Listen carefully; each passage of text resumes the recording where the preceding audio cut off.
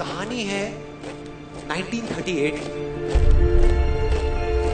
कैरली नाम के एक आदमी की हंगेरियन आर्मी में, और वो उस कंट्री का बेस्ट पिस्टल शूटर था।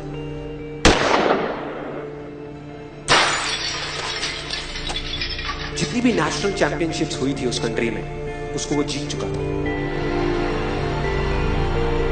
और सबको ऑलमोस्ट कंफर्म था कि 1940s में जो ओलंपिक्स होने वाले हैं उसमें गोल्ड मेडल केरली को ही मिलेगा। और उसने सालों से ट्रेनिंग करी थी।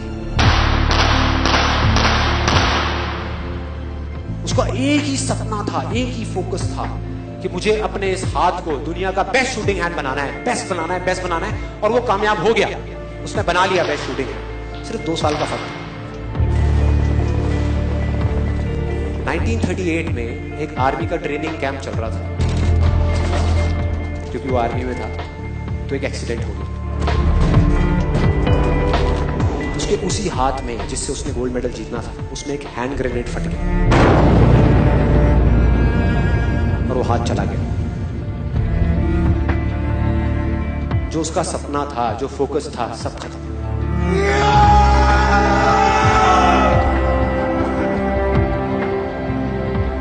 उसके पास 2 रास्ते थे। एक तो ये कि वो बाकी की पूरी जिंदगी रोता रहे और कहीं जा करके छुप जाए, या अपना जो गोल था जिस पे उसने फोकस किया हुआ था उसको पकड़ करके रखे।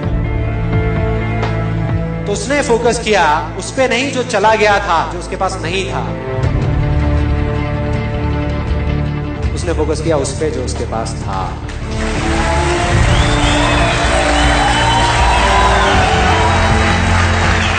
जो उसके पास था। और क्या था उसके पास में? एक लेफ्ट हैंड, एक ऐसा हाथ जिससे वो लिख तक नहीं सकता था।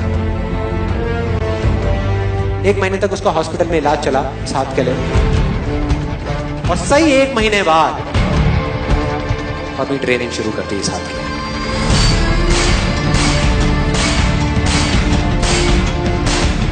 ट्रेनिंग के 1 साल बाद, मतलब कि 1939 में वो वापस आया।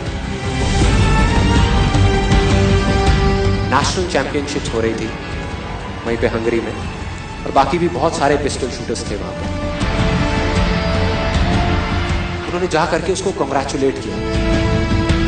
कहा कि यार देखो, ये होता है जज्बा, ये होती है स्पोर्ट्समैन स्पिरिट, कि इतना सब कुछ होने के बाद भी तुम यहां पर आए हो हमको देखने के लिए और हमारा हौसला बढ़ाने के लिए। किसी को नहीं पता था कि वो 1 साल से अपनी ट्रेनिंग कर रहा था लेफ्ट हैंड की। और उसने जवाब दिया, मैं यहां पर तुम्हारा हौसला बढ़ाने नहीं आया, तुम्हारे साथ कॉम्पीट करने आया हूं, तुमसे लड़ने आया हूं, तैयार हो जाओ। और कंपटीशन हुआ। बाकी सब वहां पर जितने भी लोग थे वो कॉम्पीट कर रहे थे अपने बेस्ट हैंड से। ये कॉम्पीट कर रहा था अपने ओनली हैंड से, ओनली हैंड से। कौन जीता? The man with the only hand, केरली जीत गया। लेकिन वो यहां नहीं रुका। उसका गोल क्लियर था कि मुझे इस हाथ को इस कंट्री का नहीं, इस पूरी दुनिया का बेस्ट शूटिंग हैंड बनाना है। उसने अपना सारा फोकस उठा करके डाला 1940 पे, जब ओलंपिक्स होने वाले थे। लेकिन 1940s के ओलंपिक्स कैंसिल हो गए वर्ल्ड वॉर की वजह से।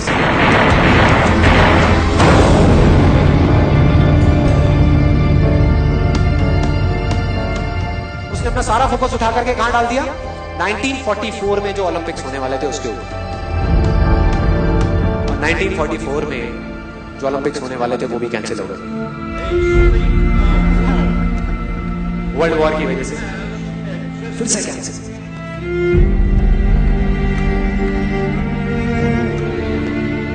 उसने अपना सारा फोकस उठा करके डाल दिया 1948 के ओलंपिक्स में। 1938 में उसकी एज थी 28 साल, 1948 में उसकी एज हो चुकी थी 38 इयर्स। और जो यंगर जो प्लेयर्स आते हैं निकल करके, उनसे कॉम्पीट करना मुश्किल होता चला जाता है। लेकिन मुश्किल नाम का ये वर्ड था ही नहीं उसकी डिक्शनरी में। वो गया, पूरे वर्ल्ड के बेस्ट शूटर्स आए हुए थे जो अपने बेस्ट हैंड से कॉम्पीट कर रहे थे, और ये अपने ओनली हैंड से कॉम्पीट कर रहा था। और कौन जीता? The man with the only hand.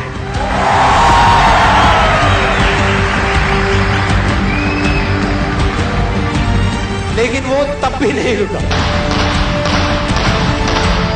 1952 Olympics, दोबारा कॉम्पीट किया उसने, और इस बार गोल्ड मेडल कौन जीता? गैरल ली। 4 साल बाद दोबारा से, और पूरी की पूरी हिस्ट्री को बदल करके रख दिया ओलंपिक्स में।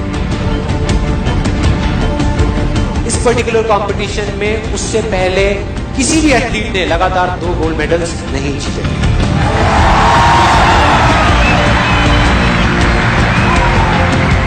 अब किसी भी लूजर के पास चले जाओ, उसके पास लिस्ट होगी बहानों की कि मैं इस वजह से फेल हुआ अपनी लाइफ में, इस वजह से मैं कुछ नहीं कर पाया। बहुत लंबी लिस्ट है। दूसरी तरफ विनर के पास चले जाओ, उसके पास में 1000 वजह होगी वो ना करने की जो वो करना चाहता है, सिर्फ एक वजह होगी वो करने की जो वो करना चाहता है, और वो कर जाएगा।